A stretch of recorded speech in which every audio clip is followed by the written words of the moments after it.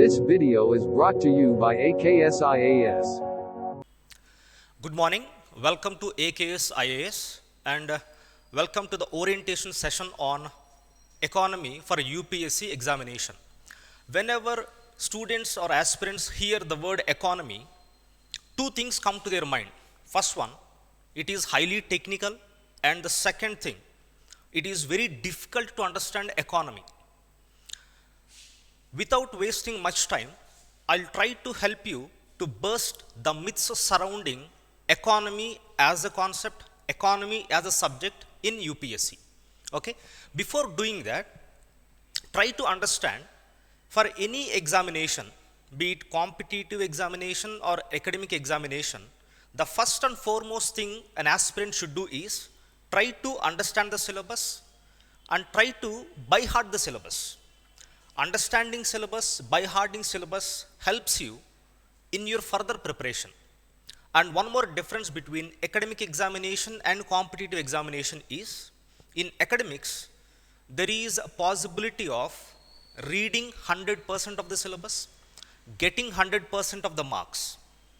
Whereas in competitive examination, situation is absolutely different. Both are at poles apart.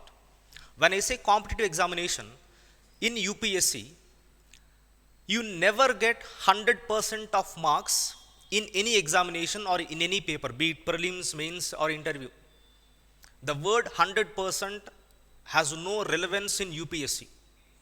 So always try to focus on relevance and always try to focus on comparative advantage or edge among your fellow aspirants. Now, let us try to understand the syllabus of UPSC prelims first. Of course, the syllabus was given in just a sentence in UPSC document. Economic and social development.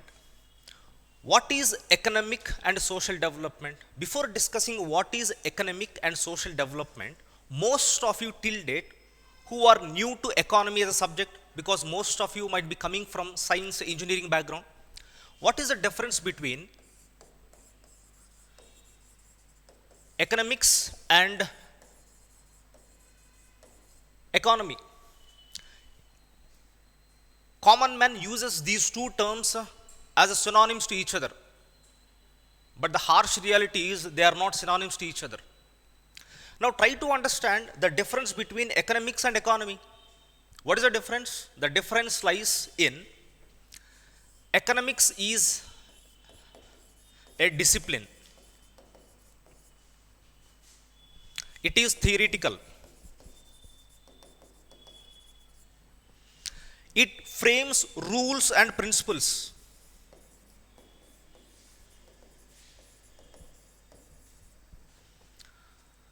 I'll give you an example. What do you mean by rules and principles? Most of you might be watching cricket these days. Rules are different for one-day international, that is 50 overs game, T20s and test matches. In T20s, power play is for 6 overs, whereas in one-day internationals, power play is for 10 overs or 15 overs. And in test match, there is no concept of power play. That means for every game, every kind of game, the rules are changing. So, economics provide a framework of rules and regulations, principles, theories.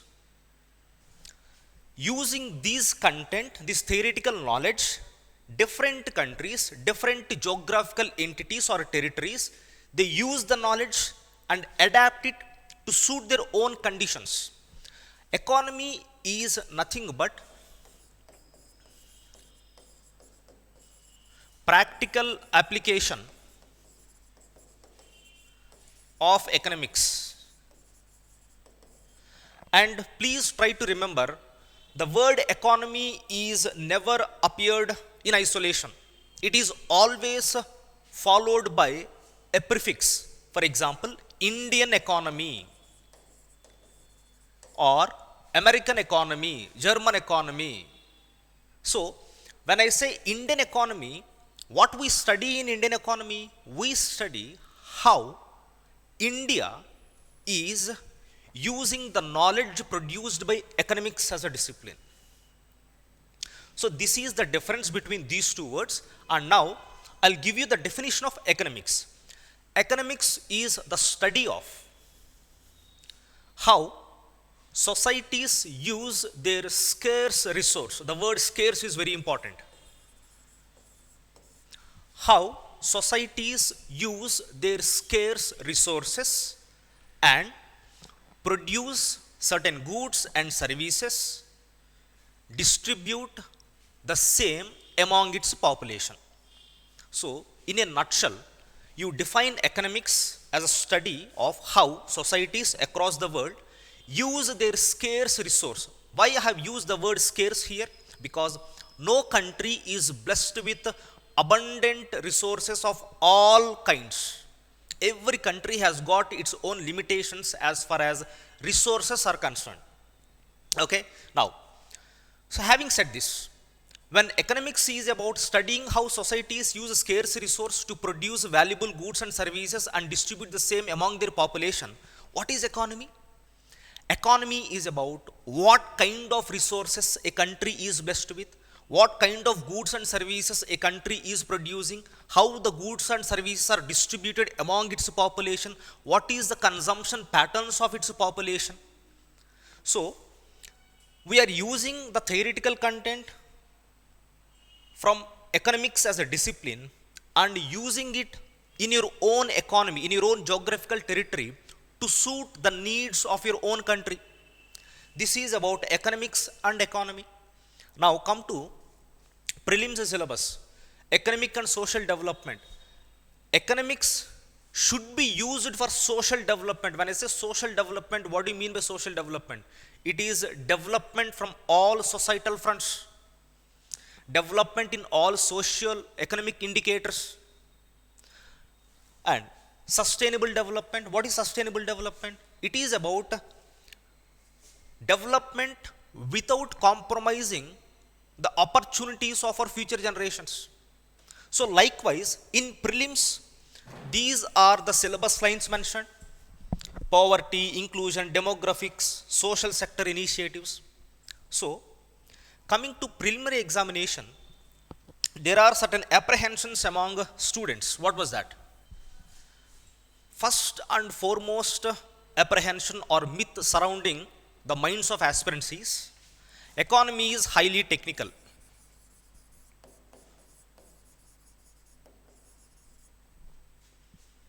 Second one, lot of data has to be read or memorized. Third one,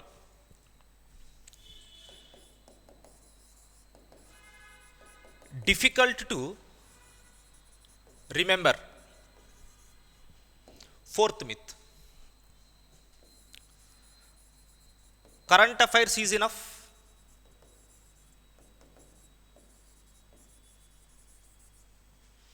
Let us break all these myths one by one.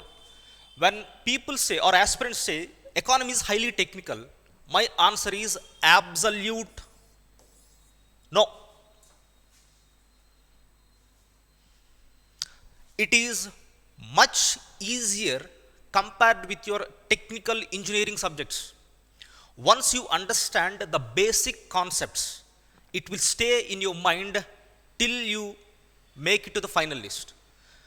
The only difference here is pay attention when you're reading economy or when you're attending my classes here. That will ensure you to understand economy and it will stay forever in your mind. Conceptual clarity is very, very easy in economy compared with other disciplines. Hence, it is definitely not technical. It is as simple as any other subjects. Okay. Second one, you need to remember lot of data in economy. This is absolute wrong perception. Why? I'll give an example. Most of you are having relatives, of course, nobody is an orphan here. How many of you will remember the birth dates, marriage anniversaries, etc. among your social circle? Do you remember the birth dates, wedding anniversary dates of all your relatives, both from maternal side and paternal side? Nobody does that. Why? Because that is not important. What is important then? You remember the birth date of your father, mother, siblings, and if you are married, wife, if you don't, and you are in a relationship, your boyfriend, girlfriend, etc., and your parents' wedding anniversary. This is core data you should remember at personal level, right? At family level. You don't remember your great grandfather birthday, or your grandmother birthday, or your maternal uncle's wedding anniversary. Generally, we don't. Likewise, in economy, very few data is essential. Yes, we should understand poverty, statistics related to poverty, unemployment, GDP growth rate, savings, investment rates, and certain demographic data related to sex ratio, literacy, migration, etc. So largely not more than 15 to 18 important statistics you have to remember. Over a period of time, you will easily remember these data, a data set of 15 to 20 or 18 parameters. So this is about understanding how to read a subject. Whenever the word economy comes to your mind, don't think that lot of data has to be remembered. No, it is not at all required for the examination. UPSC doesn't test your, what do you say, numerical data, etc.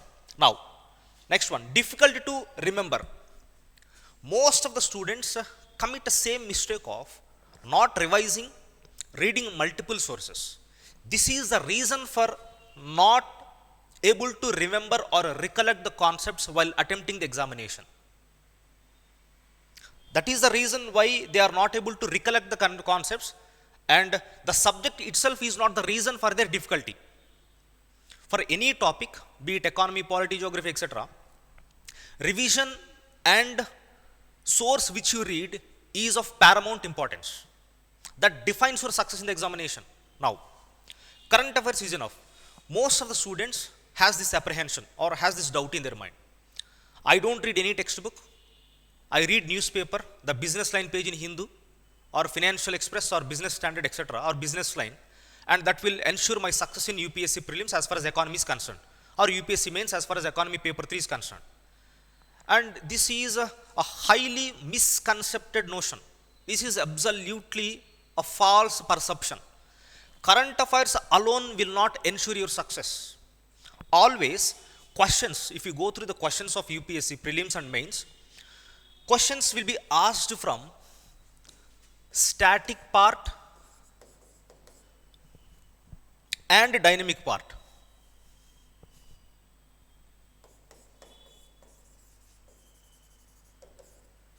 When I say dynamic, it relates to current affairs.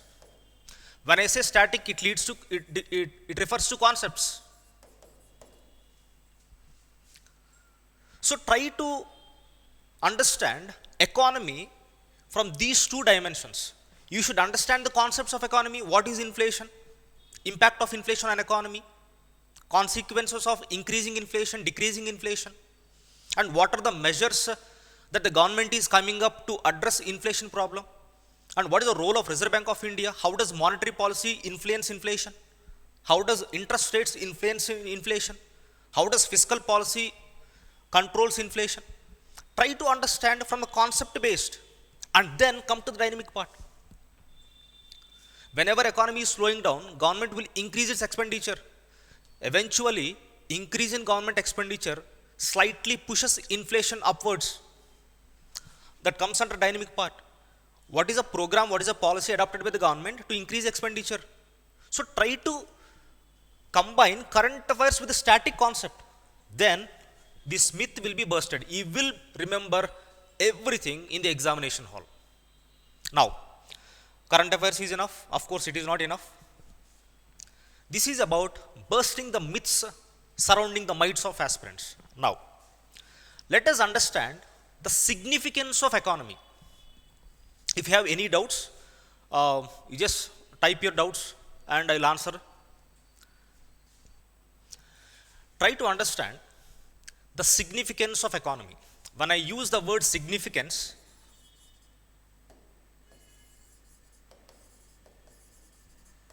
I mean to say importance. How important economy is for your success in civil service examination, both prelims, mains and interview level.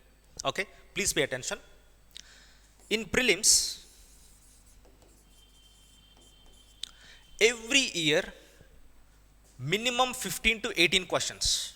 At times it may go beyond 22. Okay. In mains, in GS paper 3, somewhere around 100 to 115 or 120 marks. And in every year essay paper, you find at least one topic from economy. That is for 125 marks. And in interview, definitely you will be asked one or two questions on economy related topics. So you forget about interview, now you calculate. In prelims,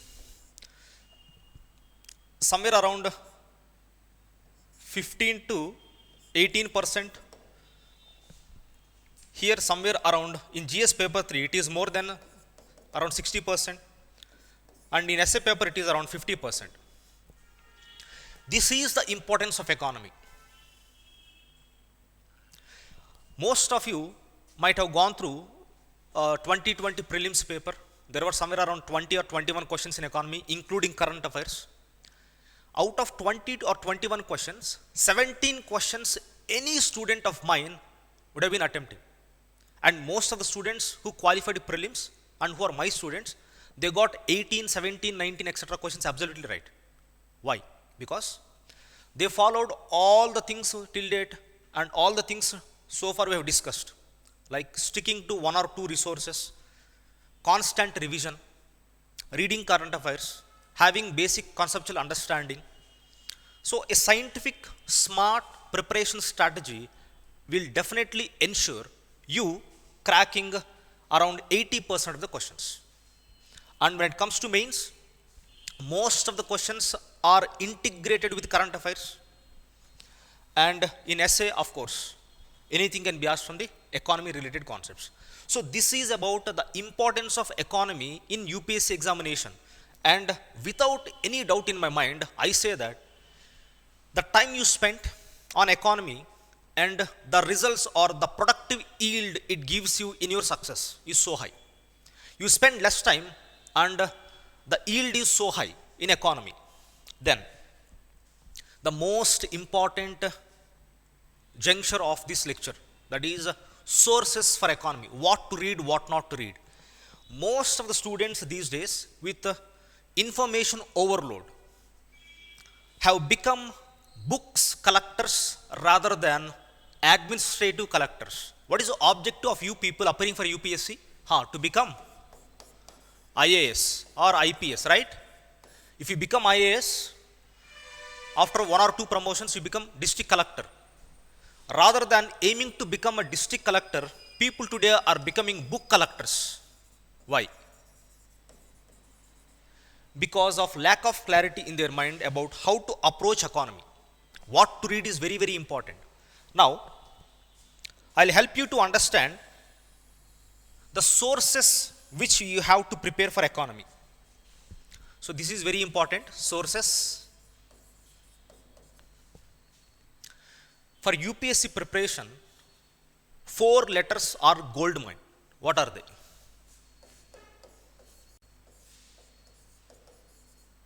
Acha, 5 letters. NCERT for every module in GS and even for your optional subjects also, like polity, economy, history and geography, environment, etc. NCERT is like gold mine. Unfortunately, most of the aspirants, they overlook NCERT. They feel NCERT is of basic level and hence they try to read higher level books like Dutt and Sundaram, Mishra and Puri, Uma Kapila, etc. And few students also download IGNOU material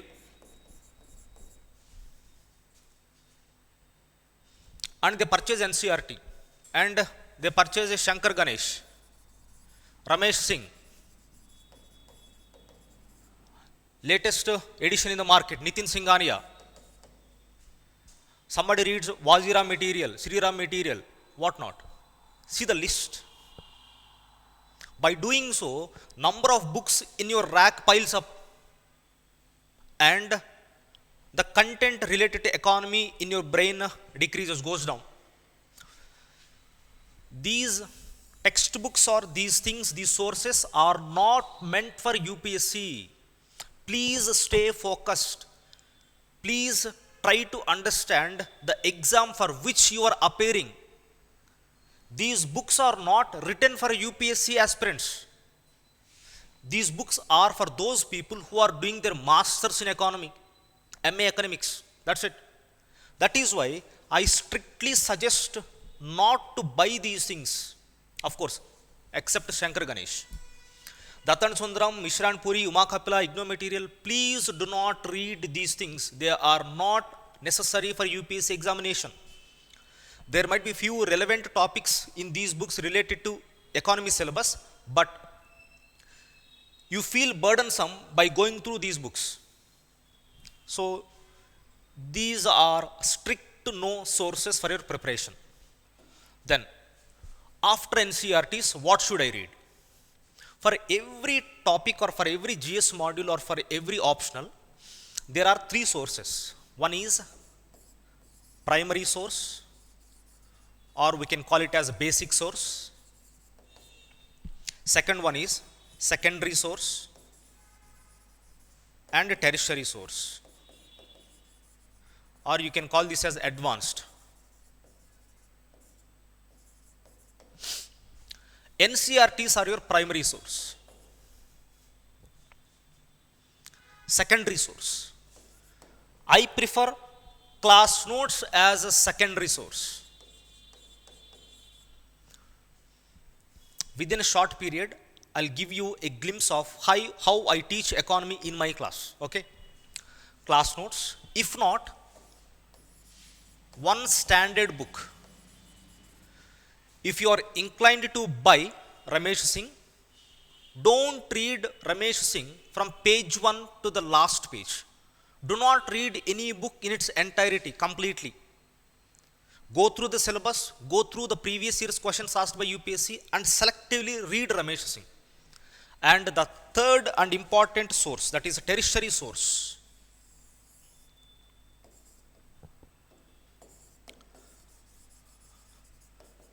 Current affairs.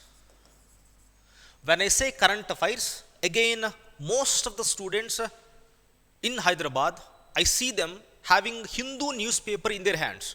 I don't know whether they read the newspaper or they buy it for playing Sudoku or reading sports news. My point is, definitely Hindu newspaper is good, but Indian Express and Live Mint, they are more useful for your preparation compared with Hindu newspaper. As far as utility is concerned, I prefer Indian Express and Live Mint newspapers. Since most of you are watching the class and other things online, when you got access to a good internet and a source like laptop, etc., please go through Indian Express and Live Mint. Do not spend more than 30 minutes on these two. How to choose what to read from newspapers? Again, go back to the syllabus. That is why I say time and again, by heart the syllabus, because whenever you are reading newspapers, magazines, etc., you will know which is important, which is required for the examination, which is irrelevant for the examination. Then, one more source, Yojana magazine, very important, and budget document and economic survey.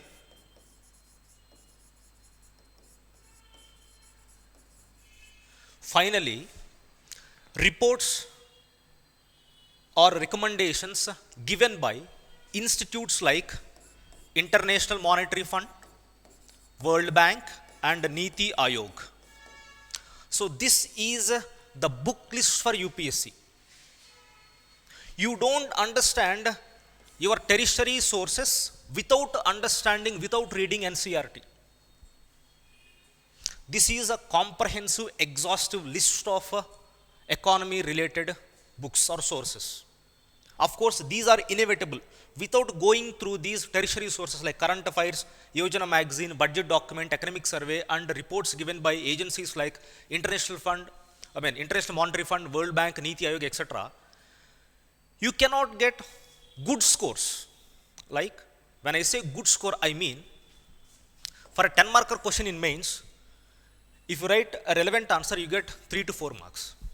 If you add content relevant, which is relevant, and the content given by budget document, economic survey, these reports, you can easily take these 3-4 marks to 6 to 7 marks. And trust me, most of the students, when examiner is liberally giving marks, they score somewhere around 140 or 135 in economy GS paper. That kind of value addition, pushing your marks from 4 to 6 or 3 to 7, is possible by going through all these things. Yojana, budget, economic survey, reports, recommendations given by IMF, etc. So this is about the source list. Now, let us look into the mains syllabus. Today, I am not going to decode prelims syllabus or mains syllabus. This is a general orientation, how to prepare. And within a short period of time, I will make 2 more videos, one exclusively on decoding prelims syllabus and another one on decoding mains syllabus. But just have a look at the syllabus of mains. Indian economy, what did I say when discussing about the difference between the words economy and economics? Economy is always associated with a prefix. So we study Indian economy in mains and issues related to planning. What is planning? Planning is about how you use your resources to achieve the objectives or targets.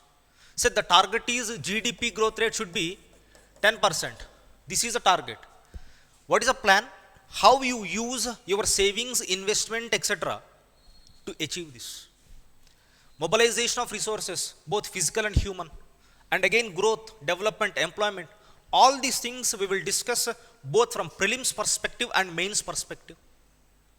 And most of the students, they read unnecessary stuff related to the examination. For example, when I say NCERT, there are 4 books. 9th standard, 10th standard, 11th, 12th. In 12th standard NCERT, you got 2 books. One is microeconomics, other one is macroeconomics. Which is more important? This is not at all required. Why? Microeconomics is a study of decisions made by individual economic agents like individual people, households, firms, etc. How they are using their resources, what kind of goods they are producing, how they are setting the price. It is related to buyers, sellers, manufacturers, household entities, etc. That is not required. What is macroeconomics then? It is the study of an economy as a whole. That means macroeconomics is a study of Indian economy as a whole. When we study Indian economy, we study macroeconomic indicators at pan-India level. When I say the word macroeconomic indicators, what do I mean? They are nothing but gross domestic product, fiscal policy, foreign direct investment, balance of payment, inflation, capital, investment, unemployment, interest rates, etc. All these are called as macroeconomic indicators. If you study these indicators, macroeconomic indicators, you are studying Indian economy as a whole. When I say studying Indian economy as a whole, what do I mean? It is about how Indian economy is producing its goods and services, how it is distributing the same, what kind of goods it is providing, what kind of goods it is manufacturing, whether it is manufacturing basic goods, intermediate goods, capital goods, what kind of services it is providing to its population, what kind of mineral resources it is possessing, how it is being used. So all these things, how RBI is reducing interest rates, increasing interest rates, what is the status of balance of payment situation in India today, what is the unemployment rate, why unemployment, all these things, it is nothing but studying Indian economy as a whole. Okay, so this is about general orientation about economy, and I'll answer this very important question. I said in the beginning there is a myth about remembering economy, understanding concepts, and solving the same in the examination is difficult. Most of the aspirants feel this way. I'll give an example here. Most of you have seen this picture, right? For any significant activity, you need a skill, right? What is a skill? Something you acquire through practice and determination. If you do anything consistently, you acquire or you learn that activity and you become an expert in that activity. That is called skill. Most of you might have done this in your childhood. Riding bicycle used to be childhood dream for every kid. What was the first experience? The moment you climbed on a bicycle and got hold of the handle, you might have fallen down, right? Nobody like a Superman or a super kid rides a bicycle in their first attempt. You try, you fall down, and again you try, you fall down. Over a period of time, after 1 week or 10 days, you know how to ride, and then you ride fast, and then you do all kinds of stunts, riding like taking off your hands from the handle, doing all kinds of stunts while riding a bicycle. What do you mean by this? From falling down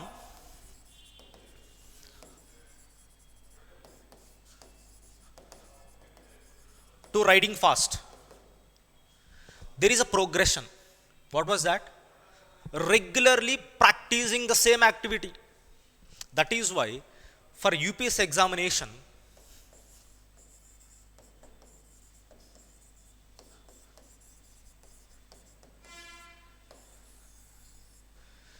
these two words will ensure skill in every module of your preparation, be it GS, be it optional, or whatever it is. These are two important words that should become part and parcel of your life till you are in UPSC preparation. So this is about the role of skills, acquiring skills, and how to master economy or any other subject for that matter. Constant revision and practice. Again, I give an example. Why practice? Practice is very, very important because practice will ensure how far you learn the subject, how far you are able to recollect the subject, and what is your drawback, where you are lacking, where you are going wrong. To assess yourself, for self-introspection, practice is very, very important. How do you practice? You practice UPSC previous questions, you do mock tests, and that is how you ensure getting a skill over economy as a subject. Now, final thing, most of the aspirants read success stories of toppers. Every topper has his own strategy for success. And trust me, there is no single recipe for success. Success has got umpteen recipes, umpteen strategies. I'll give an example. Look at this boy. He is touching what do you say? The trunk part of the elephant, right? Imagine this kid to be blind.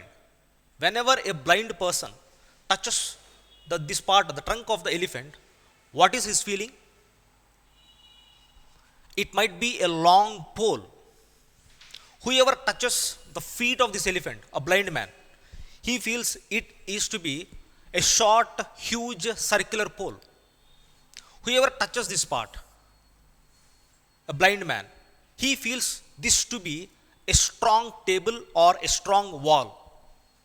And whoever touches the tail of an elephant, a blind man, he feels that this might be a snake or this might be a small animal with a thin tail behind it.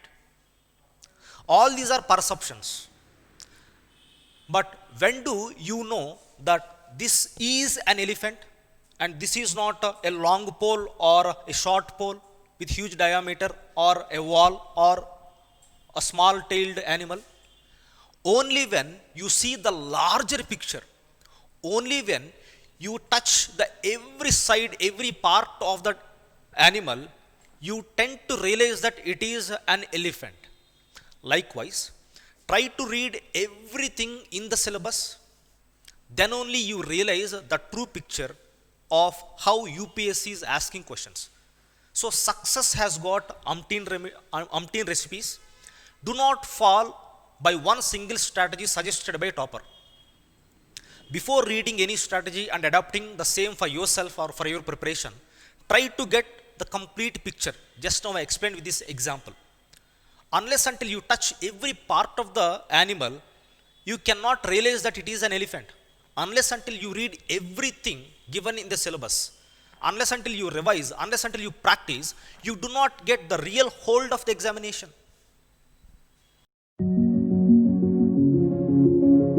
This video is brought to you by AKSIAS.